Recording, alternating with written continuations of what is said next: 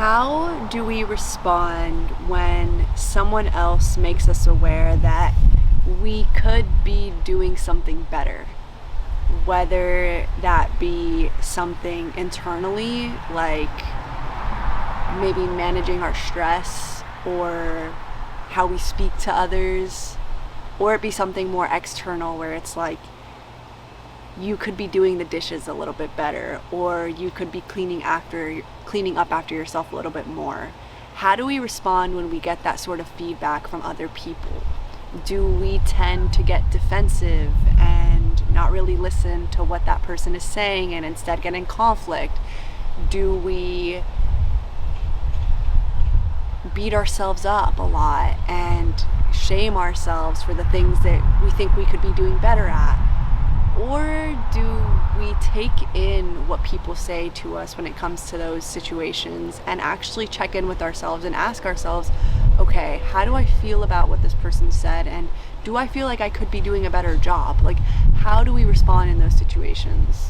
And I bring it up because it's kind of what's coming up for me in my life, where I'm working a job right now and I got some feedback that was constructive criticism for sure, but I noticed within myself I felt really vulnerable about it. I felt very kind of like, ugh, man. And it wasn't really a good feeling, but at the end of the day, I knew that the feedback that I got was for my highest benefit, and I knew that there was just room for improvement there. And so how I ended up navigating through it and how I am navigating through it is like, okay, cool, how can I fix it? How can I practice? How can I tap into a different way of doing things? What can I learn? How can I grow? What am I not seeing? Getting feedback and things like that. And so I know it's easy to go into like either defensive or feeling like really shitty about yourself. But I think the important thing is to really just go into, okay, what could I do to adjust?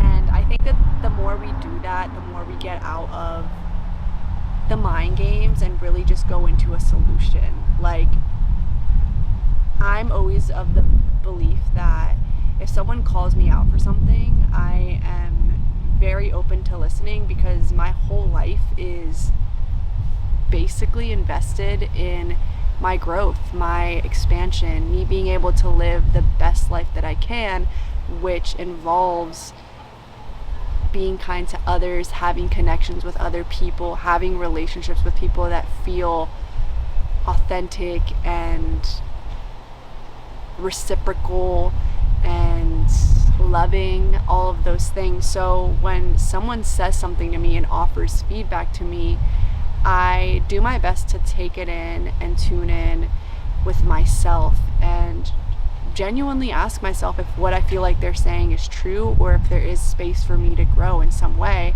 because I want to grow, I want to get better, I want to make the people in my life feel like I care about them and vice versa. And I love when close friends call me out for something that they don't feel is in alignment with my character.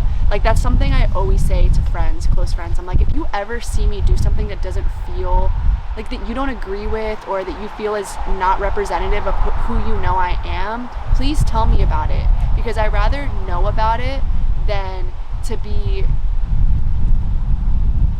like, I don't want to say lied to, but to just like, I don't know, I kind of count on people to, I feel like I have a good barometer within myself, but if anything ever happened, like where I lost my clarity, I feel like that's what friends are for. That's what people in your life are for, to kind of mirror to you what you aren't seeing yourself. And so a lot of the times we have this feedback that comes in, and sometimes it's not with good intentions. Sometimes people come in and they mirror to you something that isn't necessarily true about yourself, that might be coming from their wounding. But a lot of the times you do have people with good intentions that come in with constructive criticism that are trying to help you grow and become better because they see your potential. So they rather tell you what it is they see because they care about you. It's coming from a loving place. So I think it's really important to differentiate the two things. When someone is coming from a loving place and when someone is coming from a manipulative, wounded space. There's a big difference between those two things. Right now I'm speaking more about when it is coming from a good place, when it's coming from someone you genuinely know cares about you and wants to see you get better and grow, and be the best version of yourself that you can be. I think that when you get that feedback, it's easy to go into kind of rejecting it or seeing the bad in them and seeing how maybe there's things that they could work out, so you kind of deflect onto them, or you get defensive and you don't want to hear them and you rather just not even listen to what they're saying. Or you can go the other side where it's like you feel just like anxious, you feel really shitty about yourself, you feel like you're not good enough, you feel like you just beat up on yourself, you're really hard on yourself, you don't forgive yourself, you don't remind yourself that there's always room for improvement.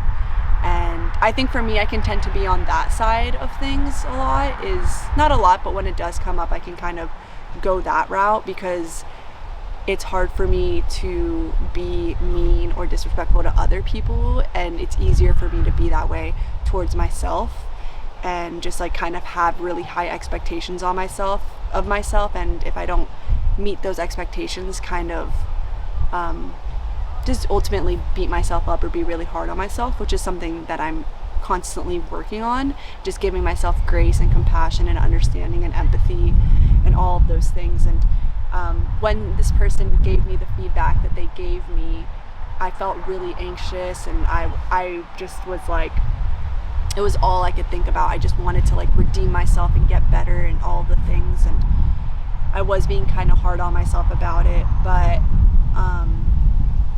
that didn't last too long, thankfully, because the more you do this work, the more you can bring yourself back to center quicker.